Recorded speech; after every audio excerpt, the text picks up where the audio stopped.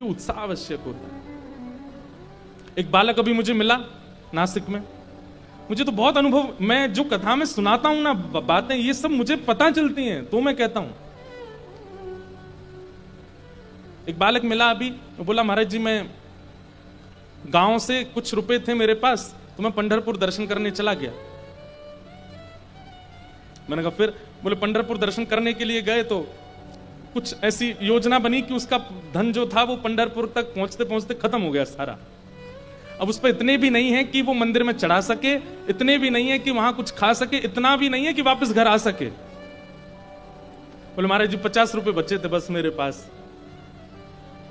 तो बोले मैं तो बस इस विश्वास से गया था पंडरीनाथ सब मंगल करेंगे। बोले बिल्कुल चिंता नहीं थी, बिल्कुल टेंशन नहीं थी मन में, वापस कैसे जाऊंगा क्या होगा। सोचा साहब पंडरीनाथ भगवान आनंद कर देंगे, मुझे तो एक बार झलक दिख जाए।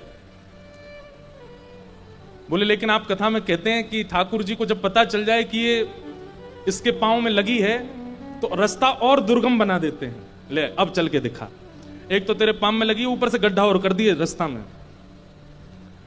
बोले मैंने कि फिर क्या हुआ? बोले महाराज जी मैं लाइन में खड़ा था दर्शन की, तो जैसे मंदिर में प्रवेश करने लगा इतने में एक व्यक्ति आया, आकर के बोला वो दुकान दिख रही है? बोला हाँ वो मेरी दुकान है, वहां छोटे छोटे पंडरीनाथ भगवान हैं, विठल भगवान है। आज सुबह से मेरी कमाई नहीं हुई है, बोनी नहीं हुई है, आप एक ले लो।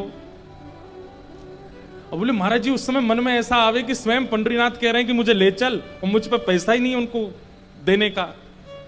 और वो आदमी हाथ पकड़ के बोले मेरी सुबह से बोनी नहीं हुई है, एक ले जाओ ना आप। अब मैं उसको बोल रहा हूं कि भाई मेरे पास व्यवस्था नहीं है, मेरे पास घर वापस लौटने तक का भी धन नहीं है, मैं ठाकुर जी कैसे लूंगा? वो कह रहा है वो हम देख लेंगे, आप पे जितना हो उतना दे दो, लेकिन ठाकुर जी ले जाओ। मैंने कहा मैं दर्शन करके आता हूं फिर देखता हूं। बोले दर्शन करने गया तो दर्शन करके मैंने कहा हे पांडुरंगा मैं घर चला जाऊं, यही बहुत बड़ी बात है। बाहर आपने एक व्यक्ति खड़ा कर दिया अपने स्वरूप के लिए, कैसे उसको क्या दूंगा, मेरे पास है ही नहीं। बोले महाराज जी हम मंदिर से निकल करके छुपके जा रहे थे, निकलने का प्रयास कर रहे थे वहां से कि वो देख ना ले। बोले मैं छुपके निकल गया, दूसरी गली में पहुंच गया तो वो सामने से आ गया, ये तुम कहां भागे जा रहे हो? तुम कह के गए थे ठाकुर जी लोगे, चलो मेरी दुकान पे। मैंने उसको कहा भाई तू मेरी जेब देख ले, मेरे पास कुछ नहीं है। तो बोला कितना है तुम्हारे पास? बोले 50 रुपया बचा है बस, लेकिन मेरे घर वापस जाने का भी किराया नहीं है मेरे पास। बोले वो सब हो जाएगा, आप मुझे 50 रुपए दो, ले जाओ ठाकुर जी। कहां ठाकुर जी 400-500 रुपए के स्वरूप आता होगा। बोले 50 रुपए के पीछे पड़ गए, बोले दो ले जाओ। बोले मुझ में भी लोभ आ गया, मैंने कि 25 में ही दे दो जब 50 में दे रहे हो तो 25 में ही दे दो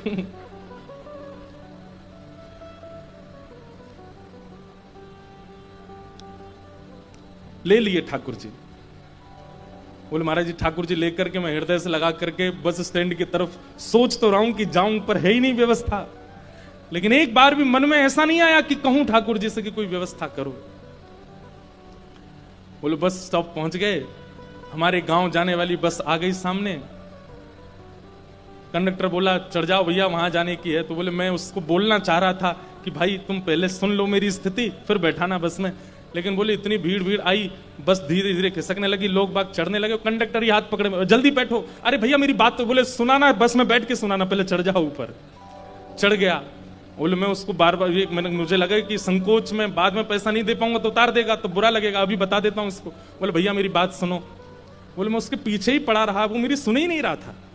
मैं बार बार उसको बोलूं भैया मेरी एक बात तो सुन लो। बोले रुक जा अभी पीछे टिकट काट के आता हूं। बोले पीछे चला गया, कहीं बैठ गया, फिर पीछे जाके किसी से बात करने लगा। मैंने भैया मेरी बात तो सुनो, मुझे आपको एक बात बतानी है। बोले इतने में तो आधा रास्ता पार हो गया। वो बोलता है कि अभी एक जगह बस रुकेगी चाय पीने, वहां बताना मुझे। वो बोले ना वो मुझसे पैसे मांग रहा है ना मेरी सुन रहा है। बोले वहां में उतर गया तो उसका पेट खराब हो गया, वो वॉशरूम में ही बैठा रहा बहुत देर। तो बोले वहां से निकल के आया, बस चलने का समय फिर बैठ गया। मैंने उसको फिर कहा भैया आप मेरी बात सुन लीजिए, बाद में आप मुझे नाराज। बोले फिर पता नहीं क्या कारण बन गया, कभी कहीं चला जाए कभी कहीं। बोले मेरी सुनी ही नहीं, मुझसे बोला चुपचाप बैठे रहो मैं बात करूंगा बाद में। बोले जब मेरा घर 5 मिनट की दूरी पर रह गया तब आया मेरे पास। अब बताओ क्या कह रहे थे तुम?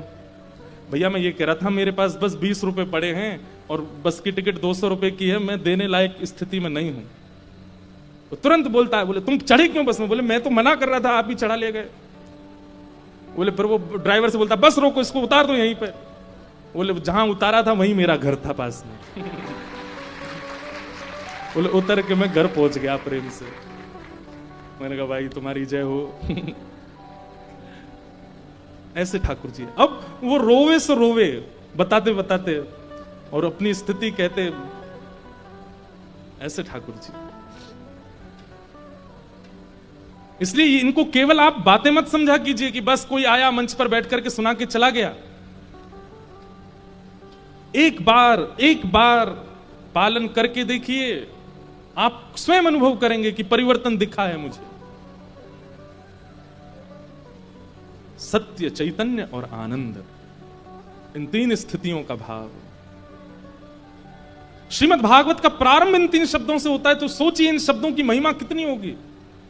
सत्य नजरिया, चैतन्य बुद्धि और आनंद स्वभाव। मत बताइए ठाकुर जी को कि आप पीड़ा में हैं, ऐसा प्रिटेंड करो कि नहीं आप बिल्कुल ठीक हो, कोई दिक्कत नहीं है। ये प्रेम है।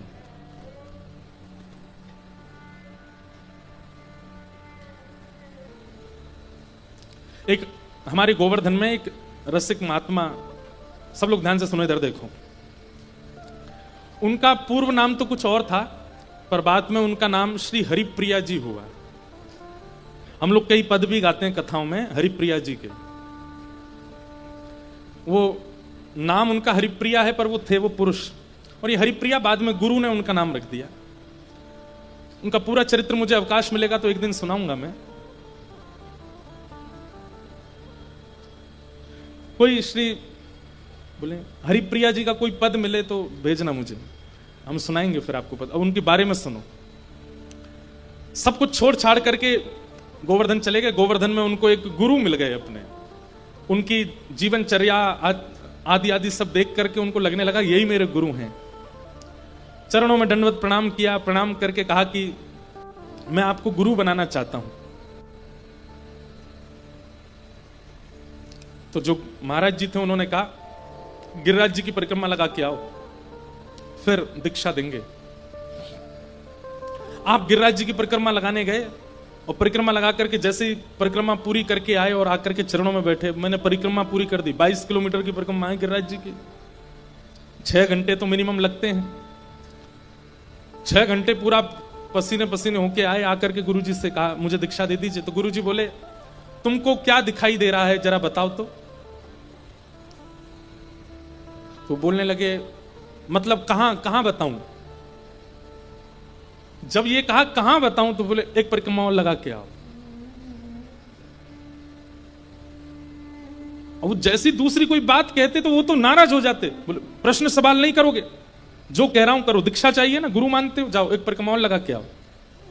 बेचारे एक परिक्रमा पूरी हुई थी, दूसरी परिक्रमा फिर चले गए, गुरु आ गया, पैरों में छाले पड़ गए। अब 7 घंटे लगे, थक गए थे, आए चरणों में प्रणाम किया। बोले गुरु जी 2 परिक्रमा हो गई, अब तो दीक्षा दे दीजिए। बोले क्या दिख रहा है तुम्हें? अब बोले मैंने अगर पूछा कहां तो ये बोलेंगे फिर तीसरी जाओ। तो इन्होंने थोड़ा बनावटी भाव, मेरे सदगुरुदेव भगवान सामने बैठे हैं, उन्होंने श्वेत कलर के वस्त्र पहने हैं, नीचे अचला पहना है, पीछे मसनद लगी है, सुंदर ठाकुर जी का चित्र लगा है। बोले जाओ एक परिक्रमा और लगा के आओ। आप सोचिए पहले ऐसे ही शिष्य नहीं बनाते थे गुरुजन। ये ऐसे ही इतने आचार्यों को भगवत दर्शन ऐसे ही नहीं हो गया था। कितनी परीक्षाएं करके शिष्य दीक्षा दी जाती थी। वो बेचारे गुरु आज्ञा मान करके चले गए। अब तो चला भी नहीं जा रहा है, पैरों में से रक्त आने लगा। गिरिराज जी की परिक्रमा कर रहे हैं, चलते चलते गिर जाते हैं, फिर उठते हैं, फिर चलते हैं। अब तो 12-13 घंटे लगे उनको परिक्रमा पूरी करने में। 12-13 घंटे बाद आए, आकर के गुरु जी के आगे पस्त, बिल्कुल हालत ऐसी हो गई कि किसी को भी दया आ जाए। गुरु जी आए, चलाराम परिक्रमा हो गई? बोले जी गुरु जी। दीक्षा चाहिए? जी गुरु जी। उनको लगा कि अब तो दया से बात कर रहे हैं, हो सकता है दें। बताओ तुम्हें क्या दिख रहा है? मौन हो गए, कुछ नहीं बोले। बोले देखो ये तुम्हारी परीक्षा नहीं है, ये स्थिति में आना पड़ेगा तभी तुमको दीक्षा मिलेगी। स्पष्ट बताओ क्या दिख रहा है? बोले गुरुजी मुझे कुछ नहीं दिख रहा, बस आप दिख रहे हो। फिर से जाओ परिक्रमा लगाओ। वो समझ गए, बोले कुछ तो बात है। अब चौथी बार जब परिक्रमा लगाने गए तो ना तो खुद को देह माना, और ना गिरिराज जी को पर्वत माना, और ना परिक्रमा को मार्ग माना। स्वयं को एक सखी, एक गोपी माना। श्री गिरिराज जी को नंदालय माना कि नंद भवन है, इसी में ठाकुर जी रहते हैं। और परिक्रमा को श्री कृष्ण प्राप्ति का मार्ग माना। इस भाव से जब चलने लगे, कब परिक्रमा पूरी हो गई उन्हें पता नहीं चला। और जैसे ही अपने गुरुदेव के सन्मुख गए, गुरुदेव बोले क्या दिख रहा है? तो कहते हैं कि ऐसा लग रहा है कि मानो कोई सहचरी बैठी है और उसकी गोद में प्रिया प्रियतम दोनों विलास कर रहे हैं। तब गुरुदेव बोले अब तुम योग्य हुए, अब तुम्हें दीक्षा दूंगा। अब मुझे गुरु नहीं दिखा है, अब मुझे कोई सहचरी दिख रही है। उसने चुनरी पहनी है, आंखों में काजल लगा है, कानों में कुंडल पहने हैं, नाक में बेसर है, और उसकी गोद में दो नन्हे नन्हे से सुकुमार बालक बालिका बैठे हैं। और ये निश्चित ही बालक बालिका कोई और नहीं है, प्रिया प्रियतम है, क्योंकि नीलमणि श्याम सुंदर है और गौरमणि श्री किशोरी जी। तब गुरु जी ने उनको दीक्षा दी और उनका नाम रख दिया श्री हरिप्रिया। भेजा कोई, सुनाते हैं उनका पद। अब पता नहीं कौन सा भेजा है।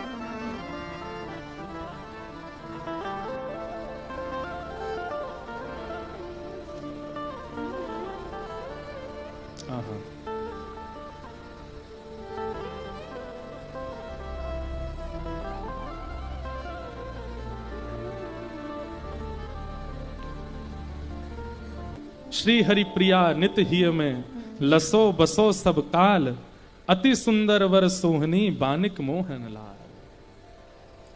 भैया ये बात हमने क्यों सुनाई?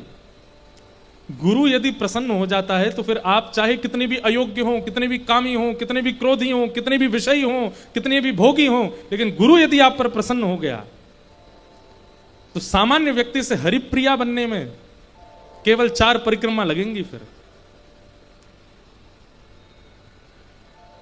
चंद घंटों में, 24 घंटे के अंदर एक सामान्य व्यक्ति इतना बड़ा साधक बन गया कि उसको जित देखूं वहां ठाकुर जी की लीलाएं दिखने लग गई। हम आप अगर होते क्या करते?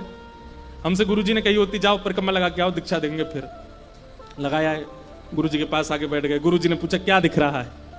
कुछ नहीं, एक और लगा के आओ। बहुत ही जानू कि दूसरी लगाने चले गए। मान लो वो भी चले गए और दूसरी लगा करके भी आए, थके आ रहे, पांव ही गुरु जी की तरफ पसार के बैठ जाएंगे। गुरु जी दवाई दो, छाले पड़ गए। गुरु जी कहेंगे बेटा क्या दिख रहा है? कुछ नहीं दिख रहा, एक और लगा के आओ। सुनो, ये लो अपनी कंठी माला, किसी और को बना लेना चला भैया, हमसे ये सब नहीं होने वाला। बस पकड़ेंगे सीधा दिल्ली, फ्लाइट पकड़ के उल्लासनगर, नहीं आना हमको। हो गई श्रद्धा पूरी, भूखे भजन ना होए गोपाला, ले लो अपनी कंठी माला। आजकल गुरु तो परीक्षा लेते ही नहीं है। गुरुओं को भी लग रही है कि हमारी बड़े फौज। लेकिन भैया भले ही गुरु दीक्षा मिले ना मिले, आप जिनकी वाणी के प्रति, जिनके रूप के प्रति, जिनके स्वरूप के प्रति, जिनके भाव के प्रति समर्पित हो, उनकी प्रसन्नता, और उनकी प्रसन्नता मतलब उनको खिला के पिला के पहना के नहीं, उनकी प्रसन्नता मतलब उनकी वाणी का निरध्यासन करके उनको प्रसन्न कर दो।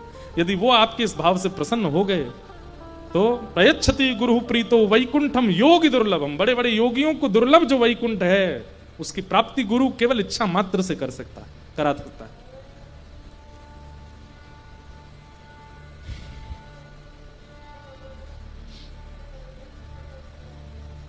ज्ञान और वैराग्य दोनों वृद्ध हो गए। नारद जी ने सनत कुमारों से जाकर के पूछा कि ज्ञान वैराग्य के पुनरुत्थान का कुछ साधन बताओ। तब सनत कुमारों ने उत्तर देते हुए कहा कि भैया 5 प्रकार के यज्ञ होते हैं। कौन कौन से? द्रव्य यज्ञ, तपो यज्ञ, योग यज्ञ तथा परे, स्वाध्याय ज्ञान यज्ञ ते तु कर्म विसूचका। सबसे पहला यज्ञ कौन है? तो कहते हैं द्रव्य यज्ञ। कहीं पर धन का प्रयोग करते हैं, पुष्प का प्रयोग करते हैं, सामग्रियों का प्रयोग जब आप यज्ञ में करते हैं वो द्रव्य यज्ञ कहलाता है। यज्ञ का मतलब हवन नहीं होता है। यज्ञ बहुत प्रकार से होता है। भगवत प्राप्ति कराने वाला कोई भी क्रिया हो वो यज्ञ है। परिक्रमा लगाना भी यज्ञ है। परिक्रमा लगाने के लिए, जाने के लिए आपने जितने पैसे खर्च किए वो भी यज्ञ की आहुति माने जाएंगे। वहां जो आपने समय खर्च किया वो भी यज्ञ की आहुति माना जाएगा। वहां जो आपने पुण्य किया वो भी यज्ञ की आहुति। यज्ञ का मतलब भगवत प्राप्ति के लिए किया गया समस्त क्रियाएं यज्ञ रूप मानी जाती हैं। तो सबसे पहला द्रव्य यज्ञ, दूसरा है तप यज्ञ। तप यज्ञ किसको कहते हैं? भगवत प्राप्ति के लिए जब आप अपनी सुख सुविधाओं से परे रहते हैं उसको तप यज्ञ कहते हैं। जो अभी हम करके आ रहे हैं नासिक से, तप यज्ञ है। हम सत्य बता रहे हैं, वहां दत्त धाम, यहां उल्लासनगर से भी बहुत लोग जाते हैं। वहां रहना और वहां रह करके 7 दिन, पिछली बार तो 1 महीना की करी थी हमने। वहां रहना और रह करके कथा सुनना या करना हंसी खेल नहीं है। इतने नियम है वहां पर। इस बार तो मुझे बड़ी छूट थी इसलिए ज्यादा नियमों में नहीं था मैं, लेकिन फिर भी बहुत नियम है। अगले साल फिर से हमारी 1 महीना की कथा है वहां पर। अगले साल फिर नियम है। नींद केवल 2.5 से 3 घंटे है बस वहां पर, इससे ज्यादा नहीं सो सकते आप। इतने दिनचर्या में क्रम ही इतने। सुबह सुबह स्नान करना है नदी में, चलो ठीक है, गर्मी है, मन तो सबका करता है कि नहा लें हम, पर आप सीधे बिस्तर से उठ के नदी में नहीं कूद सकते। पहले आपको वॉशरूम में नहाना पड़ेगा। वहां नहा करके फिर नए कपड़े पहनो, तिलक स्वरूप लगाओ, जैसे मंदिर तैयार होके जाते हैं वैसे जाओ, तो प्रणाम, फिर स्नान करो। खाली बैठने का वहां काम नहीं, कुछ ना कुछ करते रहो। सेवाएं हैं, गौ सेवा है, गौ सेवा करो, मंदिर में झाड़ू पोंछा करो। इतने वैदिक वहां रहते हैं, सबको भोजन प्रसाद पवाओ। तप है वहां रहना। लेकिन मैं एक बात कहता हूं कि तप बोझ की तरह लगने लग जाए तो वो तप उसी समय नष्ट हो जाता है। कई लोग व्रत का नियम ले लेते हैं, एकादशी व्रत का, लेकिन उनको बोझ जैसे लगने लगता है। अब भाई तुम्हारी जो है वो रिजल्ट आने की पार्टी कब की है? वो परसों है, परसों तो एकादशी है। भैया यार किसी और दिन रख ले एकादशी, उस दिन तो हम कुछ नहीं खा सकते। अरे खाली हो यार, उसी दिन करूंगा मैं तो सुबह से दुखी बैठे हैं बच्चे, क्यों? आज मेरे मित्र के यहाँ पार्टी पर एकादशी में तो खा ही नहीं सकता। ये एकादशी कल नहीं हो सकती थी। ये विचार जैसे आया ना, उसी समय एकादशी का पूरा पुण्य खत्म हो जाता है। आप बोझ की तरह उसको नहीं कर सकते। तप का मतलब होता है कि वो स्वेच्छा और स्वानंद होना चाहिए। वैसे अब तो नहीं लगता लोगों को कथा में अब सुख मिलता है, तो कभी कभी कथा में लगने लग जाता है, अरे यार कब बजेंगे 9, कब हो कथा पूरी, कब जल्दी चले यहां से, प्रसाद पाए।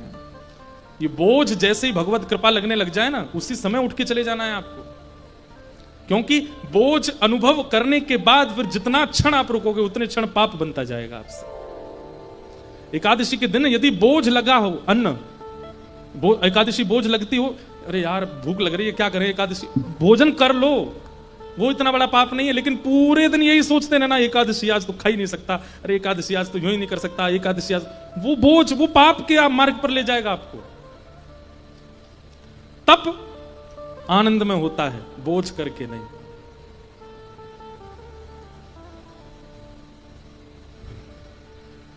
तो सबसे पहला द्रव्य यज्ञ, दूसरा तप यज्ञ, तीसरा योग यज्ञ।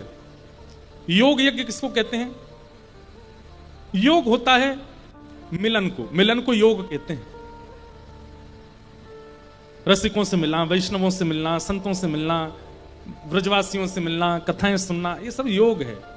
समय समय पर अपने शरीर को, इंद्रियों को योग के मार्ग पर ले जाना, वो योग यज्ञ है। तो द्रव्य यज्ञ, तप यज्ञ, योग यज्ञ। चौथा है स्वाध्याय यज्ञ। कभी कभी स्वयं रामायण जी का अध्ययन करना, कभी कभी स्वयं मानस जी को पढ़ लेना, कभी कभी स्वयं गीता जी का स्वाध्याय करना। बाकी आप जो कुछ भी पढ़ रहे हो वो सब स्वाध्याय यज्ञ नहीं है, लेकिन भगवत संबंधी ग्रंथों का जब आप अवलोकन करते हो वो सब स्वाध्याय यज्ञ कहलाता है। स्वाध्याय किया कीजिए। आप कहेंगे आपको संस्कृत नहीं आती, तो चलो हम एक तरीका बता रहे हैं। गीता प्रेस गोरखपुर आज की डेट में भारत के सनातन संस्कृति की सबसे बड़ी प्रेस है, जिसके द्वारा सारे ग्रंथ अवेलेबल होते हैं। वहां की एक कल्याण ग्रंथ आता है, कल्याण पत्रिका आती है वहां से। उस कल्याण पत्रिका में भारतवर्ष के सब विद्वान अपने अपने लेख और कोई कोई कथाएं लिखते हैं हिंदी में। संस्कृत श्लोक होते हैं, फिर हिंदी में उनका अनुवाद होता है। उसको आप लोग रजिस्टर कर लो। वो आपके घर हर महीने आएगी। और आपका चैलेंज ये है, दूसरी आवे उससे पहले पहली पूरी करनी है। इतनी पतली किताब आती है और इतनी रोचक, इतनी आनंदमयी कथाएं होती हैं कि आप अपने घर के बच्चों को सुनाओ। स्वयं की जीवन उपयोगी कई बातें। जब इससे थोड़े निपुण हो जाओ तो फिर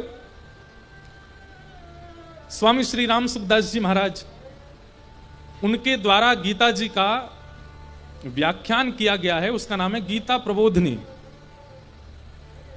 श्लोक है, फिर श्लोक का सीधा अर्थ है और फिर स्वामी जी का प्रवचन है उस श्लोक पर। आप जब उसको पढ़ेंगे ना, ऐसा दिमाग खुलने लगेगा, एक एक रोम रोम पुलकित हो जाएगा। जीवन के सारे जितने सॉल्यूशन, मतलब जितने आप फंस गए हो इक्वेशन में, सबके सॉल्यूशन निकल आएंगे। गीता प्रबोधिनी। लेकिन वही बात है ना, सुन लोगे और कई लोग ऑर्डर करके मंगा भी लेंगे, लेकिन फिर पढ़ेंगे नहीं। क्या करना है, महाराज जी आते तो हैं उल्लासनगर कथा सुनाने, हो जाएगा। हमारे वसंत शाह दरबार में हर साल कथा होती है। कथा एक बार होती है, पर उसके बाद और भी रसिक जन आते रहते हैं यहाँ पे, तो क्या करना है पढ़ के।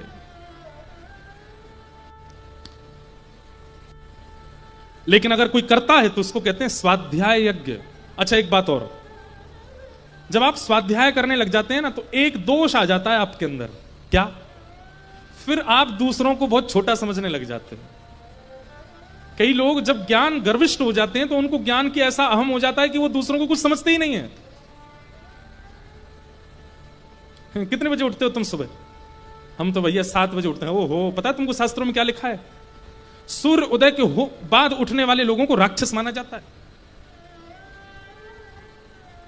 रात में कितने बजे सो जाते हो? बोले भैया हम तो उल्लासनगर के निवासी हैं, 3 बजे से पहले कहां सोते हैं। उल्लासनगर में लोग सोते नहीं रात में। हम आज आ तो गए यहाँ पे, अब दिनचर्या आज के बाद बदलनी शुरू होगी। अभी तो आज पहला दिन है और फिर यहाँ तो ढल जाते हैं यहाँ के तरीके से। फिर यहाँ से जब जहां कहीं और जाते हैं वहां फिर बड़ी दिक्कत होती है। रात में उल्लुओं की तरह जगते रहते हैं। मतलब आदमी को पता चल जाता है कि ये बंबई से आए हैं, क्योंकि रात में नींद खराब होती है यहाँ पे, वो आती नहीं, सोते ही नहीं लोग। तो कहीं ज्ञान की गर्विष्ठता ना आ जाए, इसके लिए नाम जप करते रहिएगा, अपने गुरु का स्मरण करते रहिएगा। देखिए, गुरु का जीवन में होना क्यों जरूरी है, आज हम स्पष्ट रूप से एक बात बता दें आपको। गुरु का जीवन में होना इसलिए जरूरी है कि बिना गुरु के भगवत प्राप्ति हो जाएगी, बिना गुरु के भजन भी हो जाएगा, बिना गुरु के ज्ञान भी हो जाएगा, बिना गुरु के वैराग्य भी हो जाएगा। लेकिन कभी कभी ज्ञान, वैराग्य, भजन का आना और उसके साथ अभिमान आना स्वाभाविक होता है। लेकिन गुरु जीवन में होते हैं तो उस अभिमान से बचा के रखते हैं। समझ में आई बात? और वो भी श्रेष्ठ गुरु, प्रभावशाली नहीं, स्वभावशाली गुरु यदि हो जीवन में तो अभिमान नहीं आने देंगे। अगर विरक्ति भी आ गई तो, ज्ञान भी आ गया तो, वैराग्य भी आ गया तो, प्रेम लक्षणा भक्ति भी आ गई तो, गुरु अगर हैं अभिमान नहीं आने देंगे। और क्षमा कीजिए, गुरु होने के बाद भी अभिमान आ गया तो दोष गुरु का नहीं है, आपका ही है। आप अपने शिष्यत्व का निर्वहन नहीं कर रहे हो ढंग से, इसलिए अभिमान आ गया। मान नहीं आ सकता। तो द्रव्य यज्ञ, तप यज्ञ, योग यज्ञ, स्वाध्याय यज्ञ और अंतिम है ज्ञान यज्ञ। सनत कुमारों ने कहा, हे नारद जी, अगर ज्ञान और वैराग्य को पुनः युवा बनाना है तो ज्ञान यज्ञ करो। बोले ज्ञान यज्ञ किसका करूं? गीता जी का करूं, वेदों का करूं, किसका करूं? बोले ज्ञान यज्ञ तो एक ही है। बोले क्या? सत्कर्म सूचको नूनम ज्ञान यज्ञ स्मृतो बुधई श्रीमद्भागवतालाप सतु गीत सुखाविवि। श्रीमद् भागवत की कथा ये सबसे श्रेष्ठ ज्ञान यज्ञ है, यही कराओ। सनत कुमारों की बात मानकर के नारद जी ने गंगा के समीप जाकर के सुंदर भागवत की कथा का आयोजन किया। स्वयं सनत कुमार ही उसके वक्ता बने। देवी आए, देवता आए, ऋषि आए, गंधर्व आए, सब लोग आए। लेकिन जैसे ही भक्ति महारानी ने प्रवेश किया पंडाल में, उसके 2 पुत्र जो वृद्ध थे, प्रवेश करते ही दोनों पुत्र युवा हो गए। पहले मां युवा थी, बालक वृद्ध थे। ये अटपटी बात है, मां युवा बालक वृद्ध कैसे हो सकते हैं? लेकिन अब क्या हुआ? बोले मां युवा और बालक बिल्कुल कुमार हो गए। श्रीमद् भागवत के क्षेत्र में जैसे ही आप प्रवेश करते हो, आपके अंदर भक्ति भी है, ज्ञान भी है, वैराग्य भी है। भक्ति लगभग सबकी युवा है, लेकिन ज्ञान वैराग्य दोनों वृद्ध पड़े हैं, शिथिल पड़े हैं। लेकिन जैसी कथा प्रारंभ होती है और वक्ता अपना वेग पकड़ना प्रारंभ करता है, सुनाते सुनाते सुनाते ऐसा अनुभव होने लग जाता है, आप स्थिर हो जाते हो। कहां आप एक जगह एक स्थिरता में बैठ नहीं सकते, तो वहां 3 घंटे आप बैठ लेते हो। ये कैसे संभव होता है? आपके ज्ञान वैराग्य युवा होते हैं, आपके धीरे धीरे वैराग्य युवा हो रहा है, ज्ञान। अब कई लोगों ने तो यहां बैठे बैठे निर्णय कर लिया होगा 3 घंटे में, अब हम ऐसा नहीं खाएंगे, अब हम ये नहीं पिया करेंगे, अब हम वहां नहीं जाएंगे, अब उससे मिलना बंद कर देंगे, अब ये व्यवहार अपना सुधारना है। अभी 3 ही घंटे हुए हैं, 3 घंटे में इतने लोगों ने विचार भी कर लिया होगा। कैसे? ये भागवत जी की कृपा है। यहीं पर बिना भागवत जी का सत्संग होता, मैंने अनुभव किया है, 1 दिन 2 दिन 4 दिन के सत्संग का प्रभाव अलग होता है और सप्ताह कथा का प्रभाव अलग होता है। भागवत जी पर जब वाचन किया जाता है तो उसकी स्थिति अलग लेवल की हो जाती है। वक्ता नहीं करता कुछ भी, ये वाणी से श्री कृष्ण ही कुछ करते रहते हैं। भक्ति सुतौ तौ तरणौ गृहीत्वा प्रेमैक रूपा सहसा विरासीत, श्री कृष्ण गोविंद हरे मुरारे, हे नाथ नारायण वासुदेव। कथा में आते ही ज्ञान और वैराग्य दोनों युवा होने लगे। अच्छा, ज्ञान और वैराग्य की युवा अवस्था, इसके लक्षण क्या है? हमारे भीतर ज्ञान और वैराग्य युवा हुए, हमें कैसे पता चले? सबसे पहली बात, स्थिर स्वभाव। बहुत ध्यानपूर्वक सुनिएगा। स्वभाव में स्थिरता, पेशेंस, जो कि आज की डेट में किसी के अंदर नहीं है। पेशेंस नहीं है हम लोगों में, धैर्य तो बिल्कुल नहीं है। लेकिन अगर धैर्य आने लग जाए, कथाएं सुनते सुनते चित्त में धैर्य स्थिति बनने लग जाए, समझ जाओ कि अब युवा हो रहे हैं, ज्ञान और वैराग्य हमारे भीतर जागृत हो रहे हैं। क्यों? मुझे स्थिरता हो रही। पहले मुझे कोई सुबह बोल देता था, ए तब तक सोती रहती है, उठ जा, चिड़चिड़ापन होता था, क्यों सोने नहीं देते हैं मुझको। अब कोई टोक दे, ए तुम इतना लंबा क्यों सोते हो, तो अब उस पर विचार किया जा रहा है कि नहीं, मेरा इतना सोना उचित नहीं है। ये ज्ञान और वैराग्य का वर्धन हो रहा है, इसलिए ऐसा हुआ। आप उस पर चिड़े नहीं, आप उस पर चिल्लाए नहीं, आप उस पर विचार करने लगे कि मेरा अति सोना किसी को दुष्कर लगता है, तो शायद हो सकता है ये अच्छा ना हो। कहने का अभिप्राय, अभी आपको ऐसा लगता है कि आपको कोई रोके, आपको कोई टोके, आप पर कोई शासन करे, आपको कोई शिक्षा दे, तो आपको वो अप्रिय लगता है। लेकिन कल को यही चीजें स्वाभाविक स्वीकृति लगने लग जाएं, अच्छा ठीक है, मैं प्रयास करूंगा ये ना हो, मैं कोशिश करूंगा ऐसा ना हो, ये व्यवस्थित हो। अरे कहां तक कहें, जानबूझ करके चिढ़ के बोलने वाला व्यक्ति भी, वो भी आपको ऐसा लगेगा कि ये मेरा भला चाहता है इसीलिए ऐसा बोल रहा है।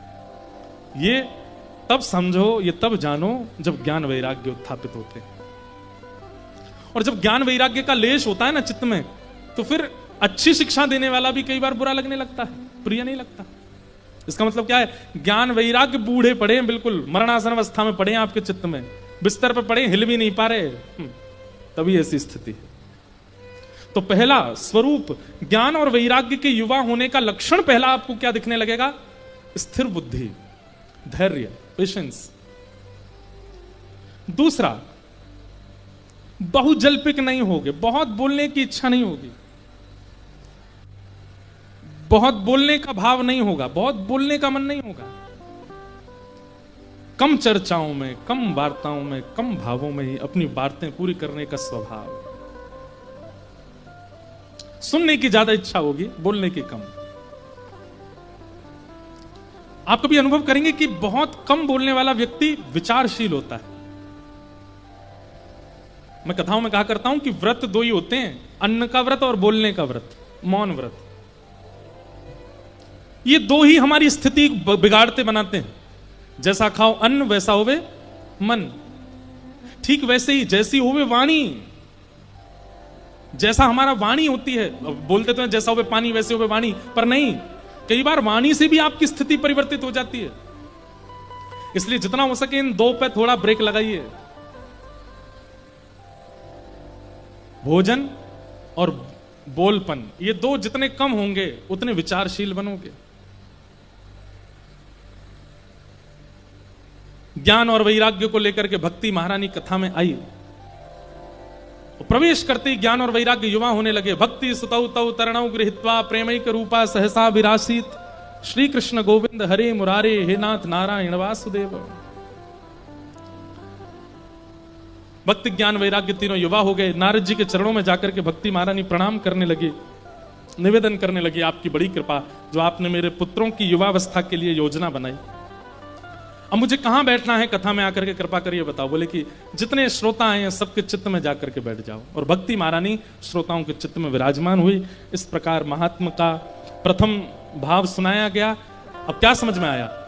कई सारी बातें आज बताई गई कि भागवत से क्या क्या परिवर्तन होता है, क्या क्या स्वभाव प्रकट होते हैं, उन सब बातों को रखा गया। अब यहां महात्मा का दूसरा सर्ग सुनाया गया जिसमें आत्मदेव नाम के ब्राह्मण की कथा बताई। एक आत्मदेव नाम के ब्राह्मण थे जिनके कोई संतान नहीं थी और वे संतान ना होने की वजह से बहुत दुखी रहते थे। सब कुछ दिया था ठाकुर जी ने लेकिन संतान नहीं थी। एक बात बोले बंधुओं, इस संसार में ऐसा कोई व्यक्ति नहीं है जो परिपूर्ण हो। कोई तन दुखी, कोई मन दुखी, कोई धन बिन रहत उदास, थोड़े थोड़े सब दुखी, सुखी राम के दास। सब दुखी हैं संसार में। कोई तन से दुखी है, मेरा शरीर क्यों नहीं बन रहा, मैं अच्छा क्यों नहीं दिख रहा, मेरी सुंदरता कहां चली गई, मुझे ठाकुर जी ने काला क्यों बनाया, मुझे ठाकुर जी ने मोटा क्यों बनाया, मुझे इतना पतला क्यों कर दिया। कोई तन से दुखी, किसी को रोग लगे हुए हैं जन्म से ही, किसी को शुगर है, डायबिटीज है, किसी को कुछ बीमारी, कोई तन से दुखी। लेकिन तन से दुखी के पास सब कुछ है, बस तन ही नहीं है। और कोई मन दुखी, कोई दिखने में भी सुंदर है, किसी के सारे ऑर्गन्स बढ़िया काम करते हैं, धन भी अच्छा, लेकिन मन अच्छा नहीं है, मन प्रसन्न नहीं है, मन से सब चीजों से दुखी रहता है वो। ऐसे लोग ऐसे होते हैं, वो सामान्य भी बैठे ऐसे लगते हैं रो रहे हैं क्या, सामान्य बैठे हुए भी ऐसे लगने लगते हैं भैया ने धीमो, सामान्य बैठे भी ऐसे लगने लगते हैं रो रहे हैं, मन से दुखी हैं। क्या हो गया, ऐसे उदास क्यों हो गए? भोजन करके आया हूं तो क्या हो गया, रोटी गर्म नहीं थी, ठंडी थी, इसलिए उदास हो गए। क्या हो गया, रात को 1 बजे गया था स्कूटी पे बैठ के, क्यों गए थे, आइसक्रीम खाने गया था, तो क्या हो गया, पिघली हुई मिली, जमी हुई नहीं मिली, दुखी बैठे इसी बात से। क्या हो गया, रात भर सोया नहीं, क्यों, एसी का रिमोट खो गया, 24 पे चल रहा था, मुझे 20 पर रख के सोने की आदत है, मन से दुखी है। बताओ ये कोई दुखी होने वाली बात है? कई लोगों के लिए संसार में दुख का कारण ब्रांडेड होता है, वो ब्रांडेड दुखी होते हैं। कई लोग ब्रांडेड दुखी हैं, उनको बिना ब्रांड के वो दुखी रहते हैं। आप कपड़े पहन के अच्छे लग रहे हो, इससे उनको मतलब नहीं है कितने का आया, लाख से नीचे का आया तो तुम चाहे जितने बढ़िया लग रहे हो बुरे ही हो। कई लोग ऐसे भी दुखी हैं, मैं ये कैसे पहन सकता हूं, मैं ये कैसे बैठ सकता हूं, मैं ये कैसे खा सकता हूं। कोई तन दुखी, कोई मन दुखी, कोई धन बिन रहत उदास, थोड़े थोड़े सब दुखी, सुखी राम के दास। सुख केवल हरि भजन में है, सुख हरि भजन में और कहीं नहीं। वास्तव में आपके पूरे जीवन का सुख और कथा में बिताए गए पिछले 2.5 घंटे सारे सुखों पे भारी पड़ जाएंगे। सबके नहीं पर कुछ के तो पड़ ही रहे होंगे। जीवन में चाहे जितने उपभोग किए हों, पूरी दुनिया के कोने कोने में घूमे आए हों, लंदन घुमाए, अमेरिका घुमाए, ऑस्ट्रेलिया घुमाए, न्यूजीलैंड घुमाए, सब जगह घुमाए, पर आखिर ठौर तो श्री किशोरी जी के चरणारविंद है। जो सुख वहां मिल जाएगा वो कहीं नहीं मिलेगा। ऐसे आत्मदेव जी बड़े दुखी थे क्योंकि संतान नहीं थी। संसार में एक व्यक्ति भी, मुझसे लेके और पीछे बैठे उस व्यक्ति तक, एक भी ऐसा नहीं है जो सुखी हो और परिपूर्ण हो। सब अपूर्ण हैं, सबके जीवन में एक अपूर्णता उसको सता रही है। कई लोग तो उस अपूर्णता से परेशान हो जाते हैं, कई लोग ठाकुर जी को समर्पित हो जाते हैं, ठाकुर जी की जैसी इच्छा मान करके जीने लगते हैं। सत्य बात तो यह है बंधुओं, परिपूर्ण आप कभी हो नहीं सकते। और जिसने परिपूर्ण होने का प्रयास किया, लिख लीजिएगा इस बात को, जिसने भी यह विचार किया कि जिंदगी ना मिलेगी दोबारा, परिपूर्ण हो लो, वही बन जाता है रावण, वही बन जाता है कंस, वही बन जाता है हिरण्यकश्यप, वही बन जाता है शिशुपाल, दंतवक्र। राक्षस कौन है? जो अपनी जीवन की अपूर्णताओं को सहन नहीं कर पाते और उनको पूर्ण करने में लग जाते हैं। सीता जैसी सुंदर, और वो नारी मेरी ना हो, ये हो सकता है? बन गया रावण। हिरण्यकश्यप बोले संसार का एक भी व्यक्ति हरि बोल ना बोले, सब हिरण्यकश्यप की जय जय बोले। इस संसार में नाम जप तो मेरा होना चाहिए, बन गया हिरण्यकश्यप। एक छोटी सी अपूर्णता, उसको सहन नहीं कर पाते जब हम, और उसकी पूर्णता के लिए जब प्रयास करने लग जाते हैं तो हमारे भीतर का राक्षसत्व प्रकट हो जाता है। इसलिए अपूर्ण संसार में हर व्यक्ति है। संसार में अगर वही अपूर्णता ठाकुर जी के प्रेम की लगती है, दर्शन की लगती है, भक्ति की लगती है, भाव की लगती है, ज्ञान की लगती है, और उसकी पूर्णता में यदि लग जाते हो तो आप ही भक्त बन जाते हो। तभी एक प्रहलाद बन जाता है, एक ध्रुव बन जाता है, एक नरसिंह मेहता बन जाता है, एक मीराबाई बन जाती है, एक सक्कूबाई बन जाती है, एक जनाबाई बन जाती है, एक गौरवा काका बन जाता है, एक तुकाराम बन जाता है, एक साईं वसन शाह बन जाते हैं, एक साईं पारू शाह बन जाते हैं। अपूर्ण सब हैं और पूर्ण करने का स्वभाव सबका है, पर संसार की अपूर्णता को पूर्ण करने वाला राक्षसत्व को प्राप्त होता है और भक्ति की अपूर्णता को पूर्ण करने वाला भगवतत्व को प्राप्त होता है।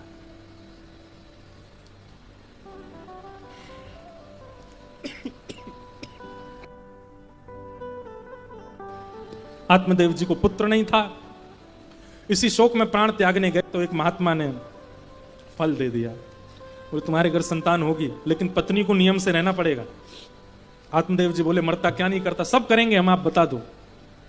आत्मदेव जी ने नियम बताए, सत्यम शौचम दया दानम एक भुक्तुम तु भोजनम वर्षावधि स्त्रिया कार्यम तेन पुत्रोति निर्मल। सत्य का आचरण करे, पवित्रता रखे, दया करे, दान करे और एक समय भोजन करे। इस फल के सेवन के बाद कुछ महीनों तक एक वर्ष तक इन 5 नियमों का पालन करेगी तो उसके गर्भ में एक श्रेष्ठ बालक का जन्म, एक श्रेष्ठ बालक आएगा। वैसे तुम्हारी रेखा मैंने पढ़ी है माथे कि तुम्हारे 7 जन्मों तक संतान का कोई योग नहीं है, लेकिन मैं अपने पूरे जीवन का फल देता हूं, ये फल अपनी पत्नी को खिला देना। लेकिन इस फल को खाने के बाद 1 वर्ष तक ये 5 नियम पालन करने पड़ेंगे। कौन कौन से? सत्यम, शौचम यानी पवित्रता, दया, दानम और एक भुक्तुम तु भोजनम। वर्षावधि स्त्रिया कार्यम, 1 वर्ष यदि तुम्हारी पत्नी ने यह काम कर लिया, तेन पुत्रोति निर्मल, तो उसके गर्भ से दिव्य बालक जन्म लेगा। पत्नी को जाकर के फल दिया आत्मदेव जी ने, पर पत्नी धुंधुली, संतों की बातों पर विश्वास ना करने वाली। उसने कहा फल खाने से कोई संतान आ जाते हैं?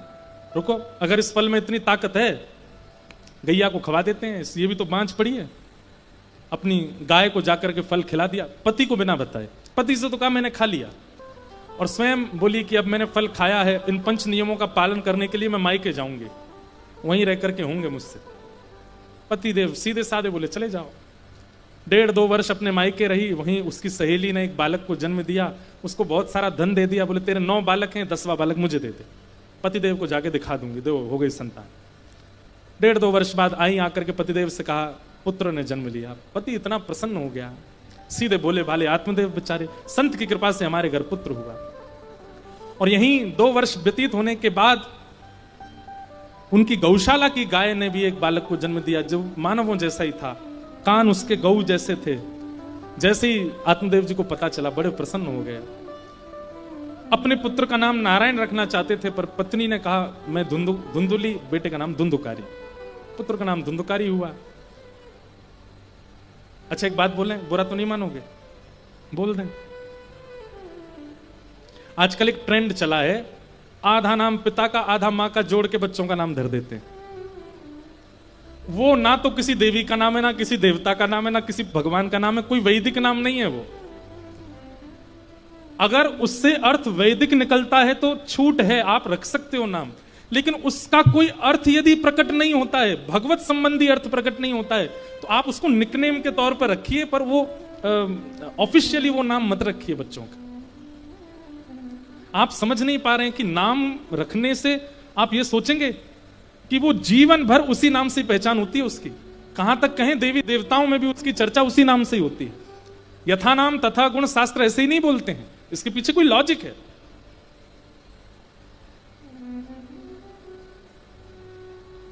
आप कभी भी किसी माला जपने वाले को, तिलक लगाने वाले का नाम टॉमी नहीं सुन सकते।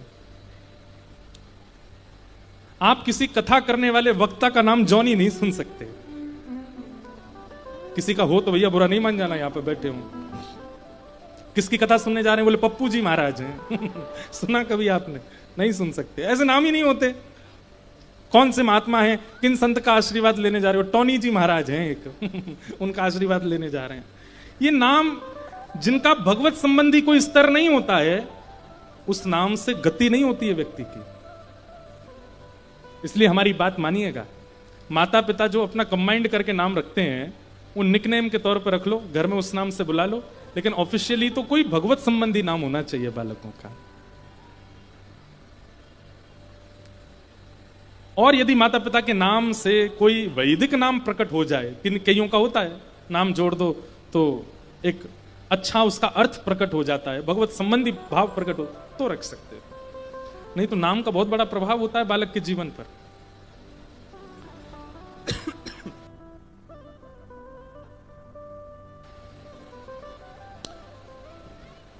धुंधुकारी नाम रखा, क्यों? बोले मां का नाम धुंधुली, बेटे का नाम धुंधुकारी। और वो वही हुआ, धूम धूम करो ते धुंधुकारी। इतना ऊधम मचाता था, बचपन में तो ऊधम मचाता था, बड़े होते होते वो ऊधम पाप में परिवर्तित हो गए। और जो गाय ने बालक को जन्म दिया, उसका नामकरण आत्मदेव ब्राह्मण ने गोकर्ण किया। गौ माने ज्ञान और कर्ण माने कान, जो कान से केवल ज्ञान सुने वो गोकर्ण। पंडित ज्ञानी हुए गोकर्ण जी। दोनों बालक धीरे धीरे बड़े हुए, धुंधुकारी में बहुत पाप प्रविष्ट हो गए, अपने माता पिता को मारने तक लगा एक उम्र में आकर के। पुत्र के इस भाव से परेशान होकर के मां ने तो आत्महत्या कर ली और पिताजी घर छोड़ के चले गए। अब अकेला रह गया तो कोई उस पर शासन करने वाला नहीं था, तो वैश्याओं को घर लाने लगा, दुष्कर्म करने लगा। एक दिन वैश्याओं ने ही देखा कि बहुत सारा माल चोरी करके लाया है और इसके चक्कर में हम भी पकड़ी जाएंगी, तो जलते हुए अंगारे उसके मुख में डाल दिए और उसकी मृत्यु हो गई।